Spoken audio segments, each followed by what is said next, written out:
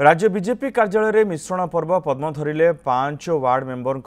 200 रु ऊर्ध्व समर्थक चांदबाली ब्लॉक नांदपुर पंचायतर सरपंच सरला विश्वाल नेतृत्व में बिजु जनता दल छाड़ी वार्ड मेंबर माने बीजेपी सामिल होती। प्रधानमंत्री नरेंद्र मोदी मुख्यमंत्री मोहन माझी लोकाभिमुखी कार्य को भरोसा करने सह राज्य सभापति मनमोहन सामल सांगठनिक दक्षता को भरोसा कर बीजेपी जोग देइथिबा कहिसेंती। राज्य बीजेपी सभापति मनमोहन सामल पूर्वतन केन्द्रमंत्री विश्वेश्वर टुडू और अन्य बीजेपी नेतृवृंद मिश्रण पर्व में उपस्थित थिले।